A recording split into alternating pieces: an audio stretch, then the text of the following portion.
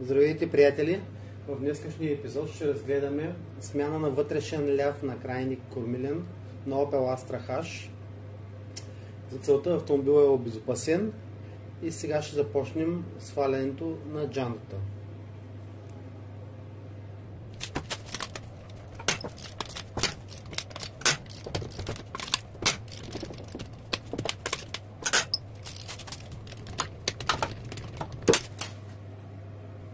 Болтовете са леко охлабени. Сега започваме да повдигаме автомобила на крека. Вече повдигаме автомобила, задължително го подсвояваме с допълнителна стойка.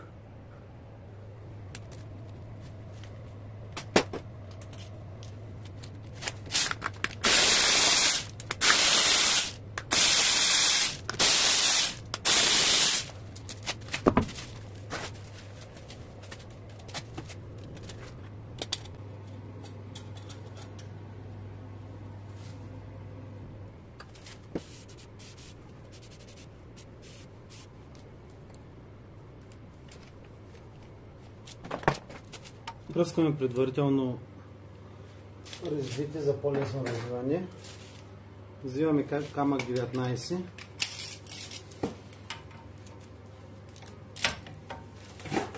И развиваме външния накрайник, където е захванат за шенкела. Охлабваме го. Сега ще го доразвием с тречотката.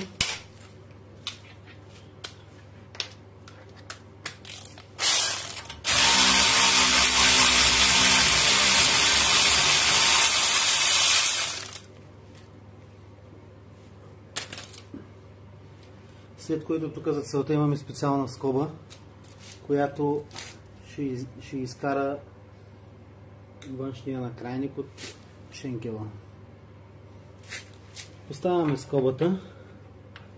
Това представлява. И с един ключ 19 започваме да развиваме, мисля, че беше, до момента, до който скобата освободи накрайника, който е в шенкела.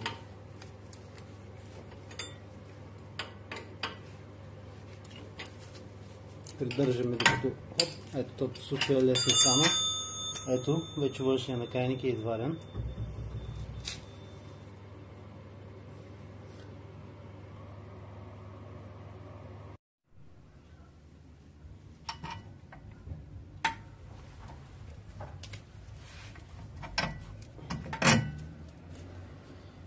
За да разконтря външния накрайник, първо в процеса на работа установих, че освен вътрешния накрайник и външния е разбит. Ето така се проверява, той е хлопа вътре. За да извадим вътрешния и външния накрайник, първо трябва да разконтрим тази контрагайка с ключ 21. Аз предварително съм я охлабил така. Като за да се получи максимално да няма разминаване в геометрията, понеже няма да минавам в момента веднага, предница.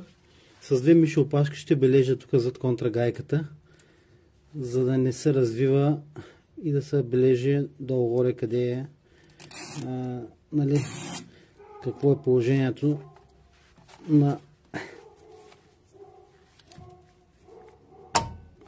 външния спрямо вътрешния накрайник, но за най-точно, по принцип трябва след такава манипулация да се мине задължително предница. В случая маркираме с две миши опашки разстоянието.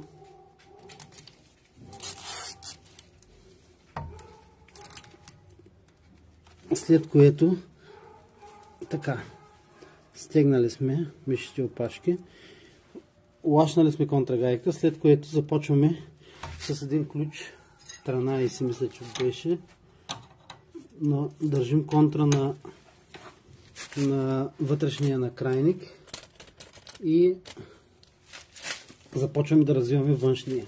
Като го изваждам, разбира се, от шенкела, започваме да развиваме външния. Казахме, вече сме белязали. Като тук е хубаво да все пак да се брои колко оборота се развива, макар че вече когато сме белязали контрагайките, но ето така. Това е един оборот. 2 оборота, 23 оборота и се разви външния накрайник. Ето какво представлява. Казахме, той също е разбит, сега ще го сменим и него. Така, контрагайката се стои още тук.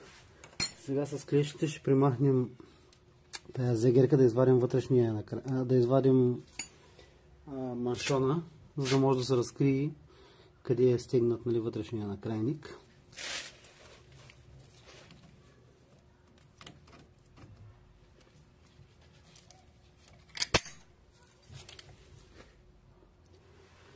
Така, примахнали сме вътрешната скоба на вътрешната страна на маншона. Съответно, когато изтеглим маншона назад, се вижда и самата гайка, която е на вътрешния накрайник. Предварително съм я лашнал и сега просто ще я развия заедно с маншона и с целия накрайник. Ще излезе.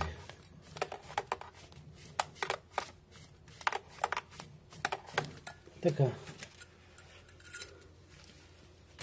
Ето това представлява с ключ 34. В случая нямах 34 ключ, с тръбния ключ го лашнах, го разбих. Ето това е вътрешния накрайник, който тук вътре в ябълката се разбива, се получава един луфт.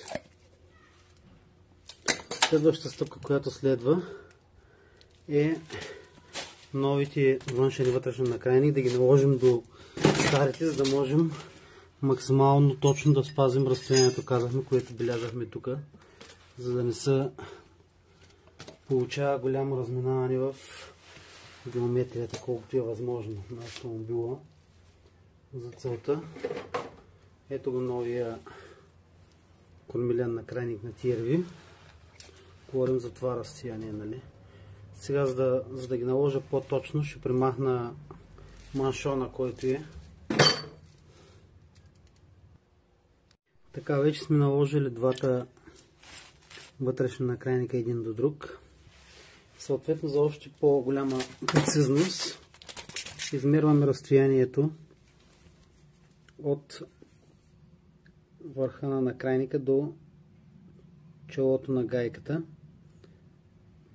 В случая при нас е 37,7 мм. Още веднъж да сме сигурни. 37,7. Взимаме новия накрайник. Предварително му вкарваме маншона, защото после като навием гайката, тук няма да може да се вкара маншона. Вкарваме маншона и взимаме новата гайка. Преди гайката, вътрешната скоба за маншона и навиваме гайката на същото разстояние, на каквото беше и на предния накрайник. Гайката вече е навита на точното разстояние.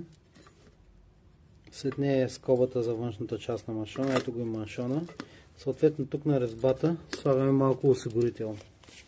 За резба не лепило, а осигурител, което ще помогне за да избегне своеволно развиване. Съвсем малко се поставя. Така. И съответно цялото това нещо го навиваме вече към кормилната рейка. Ето къде е. Преди това обаче не забравяме да сложим външната голямата скоба, вътрешната по-скоро. Всъщност може и да. Сега я слагаме. И съответно навиваме накрайника към рейката.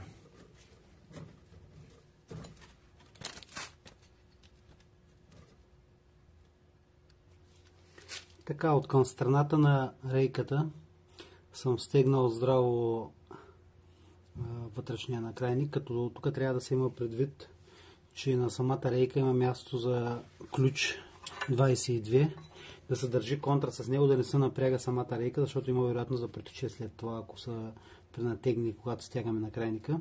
Затова с 22 хващаме седлото на рейката и с другия ключ вече стягаме колкото е необходимо. Сложил съм осигурител, стегнато е.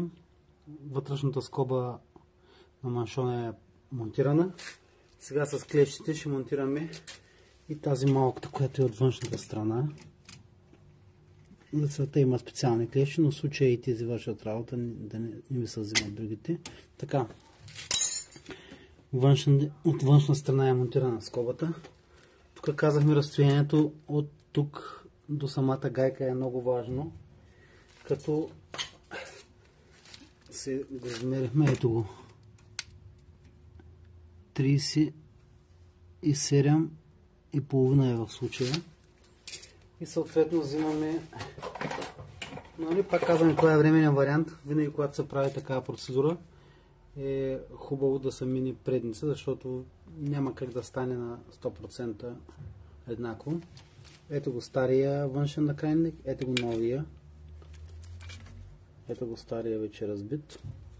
Сега по същия начин, колкото броя навивки развихме, толкова ще го изброим, когато го навиваме, въпреки че когато контрагайката е сложена на точното разстояние, мисля, че няма да има проблем. Но за всеки случай започваме. Така, започваме от долния край. Хващаме резбата и започваме. 1, 2. Така, накрайника вече е навит. Сега остава с ключ да хванем самия накрайник и с контрагайката да го законтрим. Законтрили сме вече външния накрайник. Съответно вече е време да го поставим в отвора на главината. Поставяме го. Тук той е на конус. Като се има предвид, когато се стяга предварително, трябва да се натисне самия конус да влезе в главината. Поставяме гайката и затягаме.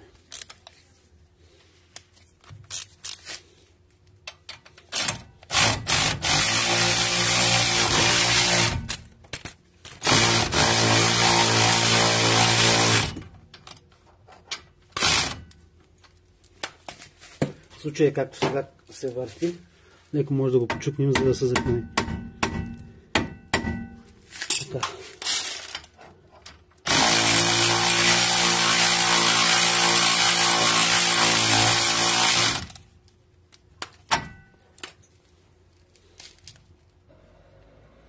Наложи се да използвам тази скоба, за да притисна малко, както ви казах, той е на конус, за да притисна малко на крайника, за да може гайката да я затегне. Вече отстранявам скобата и съответно затягам с ключа. Защото когато не е в самия конус хубаво натиснат, се върти самия болт и няма да може да се стегне.